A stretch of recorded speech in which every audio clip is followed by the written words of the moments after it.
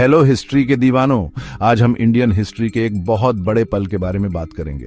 चलो 13 अक्टूबर 1935 में चलते हैं, जब डॉबी आर आम्बेडकर ने एक बहुत बड़ा और निडर ऐलान किया था। सोचो, नासिक के पास योला में एक बहुत बड़ी सभा। आम्बेडकर, एक महान हस्ती, आगे आते हैं और कहते हैं, मैं हिंदू कहलाकर नहीं मरूंगा। ये बस यूं ही नहीं कहा गया था, ये बरसों के संघर्ष और निराशा का नतीजा था। 10 साल से भी ज्यादा समय तक आम्बेडकर ने हिंदू धर्म में सुधार लाने और दलितों, जो जाति व्यवस्था में सबसे नीचे थे, उनके लिए बराबरी का हिक्यू दिलाने के लिए बहुत मेहनत की। लेकिन इतनी कोशिशों के बाद भी उन्हें ऊंची जाति के हिंदुओं से भेदभाव और विरोध का सामना करना पड़ा। उनके शब्द, धर्म मनुष्य के लिए है, मनुष्य धर्म के लिए नहीं, ये उनकी इस गहरी सोच को दर्शाते हैं कि कोई भी धर्म इंसानियत की सेवा करे, उसे गुलाम नहीं बनाए। जाहिर है, इस ऐलान ने बहुतों को चौंका दिया, जिसमें महात्मा गांधी भी शामिल थे। गांधी जी को लगा कि आम्बेडकर का फैसला जल्दबाजी में लिया गया, अछूतों पर हुए अत्याचारों की प्रतिक्रिया।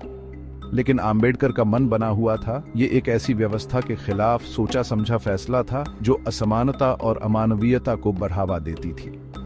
अपने ऐलान के बाद आम्बेडकर तुरंत किसी और धर्म में नहीं गए।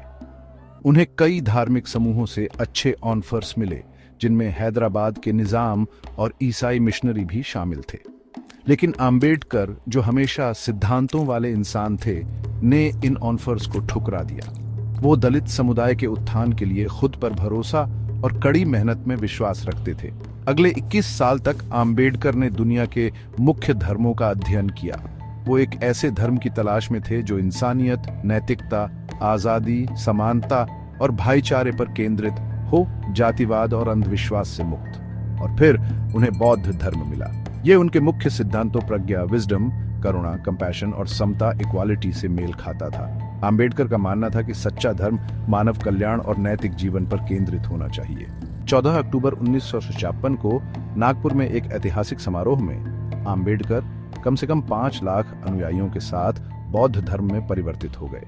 उन्होंने 22 प्रतिज्ञाएं ली, हिंदू देवी देवताओं को त्याग दिया और बौद्ध सिद्धांतों को अपनाया। यह धर्म परिवर्तन केवल एक व्यक्तिगत निर्णय नहीं था, ये एक क्रांतिकारी कदम था जिसने भारत में बौद्ध धर्म के पुनरुत्थान को चिंगारी दी।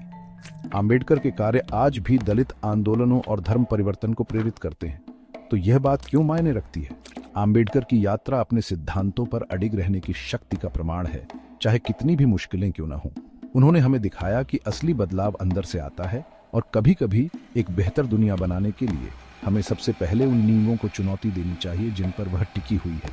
हिस्ट्री में इस गोते के लिए जुड़ने के लिए धन्यवाद। अगर आपको यह वीडियो पसंद आया हो तो इसे थम्स अप दें, सब्सक्राइब करें और बेल आइकॉन को दबाएं ताकि आपको अतीत की और भी दिलचस्प कहानियां मिलती रहे। अगली बार तक खोजबीन करते रहे और जिज्ञासु बने रहें।